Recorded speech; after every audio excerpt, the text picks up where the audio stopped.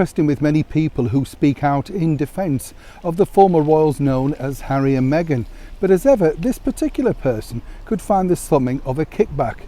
As ever, let me explain. Hi, good morning, Neil Sean here. Nice to have your company today. Drizzling now already, you see. Spoke too soon, didn't I? Said it was going to be nice weather. Anyway, we've got some lovely flowers that we took some shots of earlier on, and so hopefully they will cheer you up. Thank you also for your lovely kind comments about the flowers. I do put them on. People ask me, why do I? It's for all of those out there that don't have a garden, you know, particularly like us. I mean, I'm like you, you know, I live in a flat in London, and you know, we just don't have a garden. I don't know if you know this, but in London, by the way, you know those posh squares? Yes, you know, the ones where people used to parade around about 100 years ago. Well, if you want to pay around about £2,000 a year, they give you a key and you're allowed in. Yeah, I know. Can you imagine? So I love seeing the flowers just as much as you, because obviously they cheer you up, don't they? You know, colour sparks something in the brain apparently. I know you're thinking, get on with it, Neil. Back as ever to your breaking royal story of the day. This really all centres upon an alleged American comedian, Trevor Noah.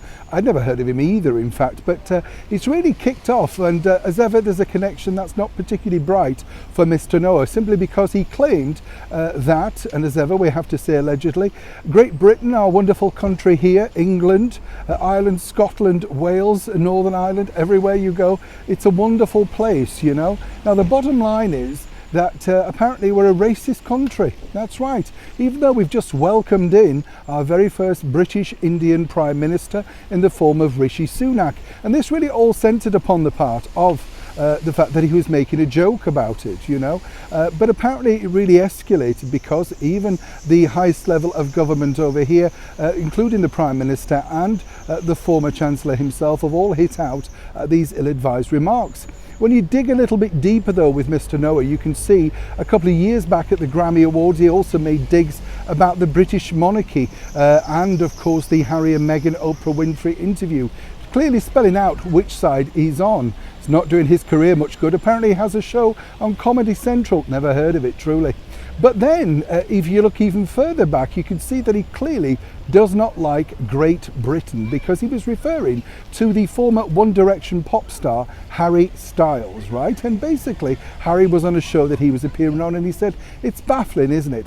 How can a country produce someone so talented and so beautiful as Harry Styles and then present Boris Johnson?